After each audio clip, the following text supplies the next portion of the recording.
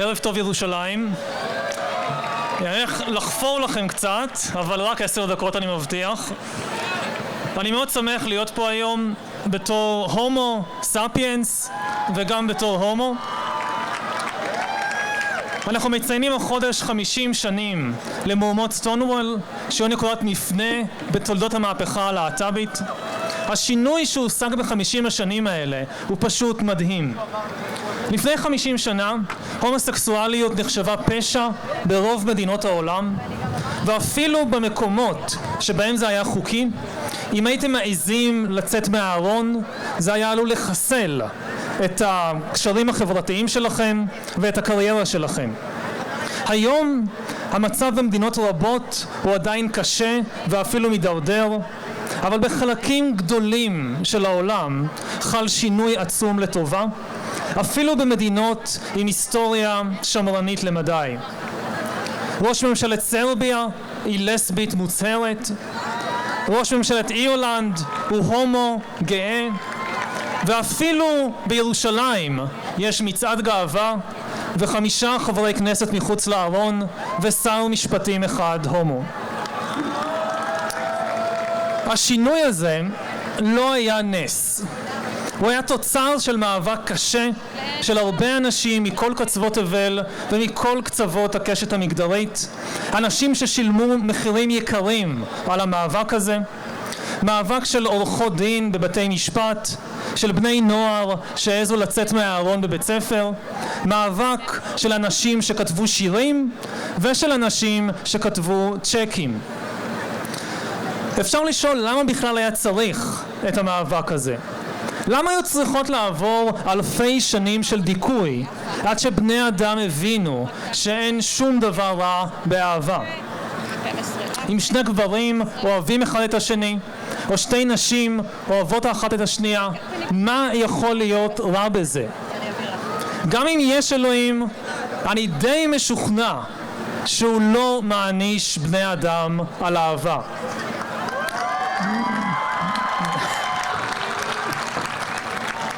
וחוקי הטבע בטוח לא מענישים אף אחד על אהבה. בתור מדען אני יכול לומר לכם עם יד על הלב שהומואים ולסביות וביסקסואליות וטרנסיות וכל בני האדם לא מפרים את חוקי הטבע. פשוט אי אפשר להפר את חוקי הטבע. מה שמפר את חוקי הטבע לא קיים. אם משהו קיים, סימן שהוא טבעי. רק בסיפורים שבני האדם ממציאים ולפעמים מאמינים בהם, יש איזושהי בעיה עם טרנסיות או עם הומואים. יש הרבה מאוד סבל מיותר לחלוטין בעולם. אז כשאנחנו מסתכלים אחורה על הזמן שחלף מאז 1969, אנחנו צריכים להכיר המון תודה על מה שהושג ועל מי שנאבקו קשה כדי להשיג את זה. כשאנחנו מסתכלים קדימה לעתיד, אנחנו לא יכולים להיות שאננים. ההיסטוריה אף פעם לא נעה בקו ישר, וההישגים של העבר הם לא תעודת ביטוח לעתיד. לשם השוואה, מצב יהודי אירופה מעולם לא היה טוב יותר מאשר בשנות ה-20 וה-30 של המאה הקודמת. הם נהנו מחופש חסר תקדים, משוויון זכויות פוליטי וחוקי, וכולנו יודעים מה קרה אחר כך. יש סימנים מדאיגים שלהט"בים הופכים להיות המטרות החביבות על משטרים דורדניים ועל פוליטיקאים קיצוניים בכל רחבי העולם, מרוסיה ועד ברזיל. אבל בדבר אחד אני די בטוח, אני לא חושב שאי פעם נחזור לארון. לא רק כי מי שחוו את טעם החופש לא יסכימו לחזור לחשכת הארון, אלא גם כי הטכנולוגיה הולכת והורסת את הארון. גם אם המצב הפוליטי יחמיר מאוד בשנים הקרובות, ויהיו אנשים שישמחו להוריד פרופיל בגריינדר, או ישמחו לנסות ולטוס מתחת לגיידר, זה לא יעזור להם, כי הגיידר הולך להגיע לכל מקום. אנחנו בעיצומה של מהפכה טכנולוגית אדירה שמשנה את כל כללי המשחק. מדענים מפתחים טכנולוגיות מעקב חדשות שבקרוב יאפשרו לכל משטר שיוצא בכך לעקוב אחרי כל בני האדם כל הזמן. לעקוב לא רק אחרי מה שאנחנו עושים, אלא גם אחרי מה שאנחנו מרגישים. את טכנולוגיות המעקב החדשות האלה מפתחים לא רק ברוסיה ובסין, אלא גם כאן בישראל. חלק ממי שמפתחים אותן אולי נמצא פה היום איתנו בקהל. 2 קילומטר מפה נמצאת אחת המעבדות הגדולות בעולם והחשובות בעולם לפיתוח טכנולוגיות המעקב האלה. קוראים למעבדה הזאת השטחים, והטכנולוגיות שמפותחות שם מיוצאות היום למשטרים חשוכים פחות וחשוכים יותר בכל רחבי העולם. ומי יודע אם יום אחד הן לא יופנו גם נגד אזרחי ישראל, נגד להט"בים או נגד כל גורם אחר שהמשטר יבחר לסמן.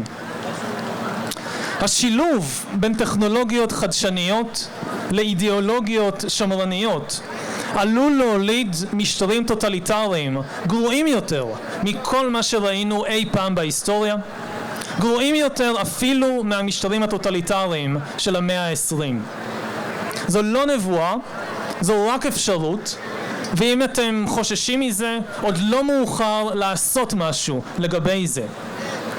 כל כמה שהעתיד נראה עגום לחלק מאיתנו היום, ב-1969, כשטרנסיות וטרנסים ולסביות והומואים נאבקו בשוטרים בניו יורק, העתיד נראה עגום יותר לאין שיעור. ובסופו של דבר, רוב תסריטי האימה של 1969 לא התממשו, כי הרבה אנשים נאבקו כדי שהם לא יתממשו. אם אתם רוצים לעזור למנוע את תסריטי האימה של המאה ה-21, יש הרבה דברים שאתם יכולים לעשות. אבל הדבר הכי חשוב שאתם יכולות לעשות זה להצטרף לארגון. 50 אנשים שמשתפים פעולה יחד בארגון יכולים לעשות שינוי גדול יותר לאין שיעור מ-500 אקטיביסטים או טוקבטיסטים בודדים. אני לא אגיד לכם לאיזה ארגון להצטרף, יש הרבה אפשרויות טובות, אבל בבקשה אל תחכו, תעשו את זה עוד השבוע.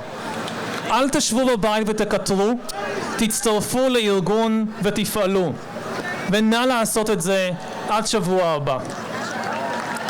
ואני אסיים במילותיה של מי שהתחילה את המאבק בשוטרים בניו יורק לפני 50 שנה, כשהשוטרים תפסו אותה וגררו אותה על הניידת והיא נאבקה בהם בכל הכוח.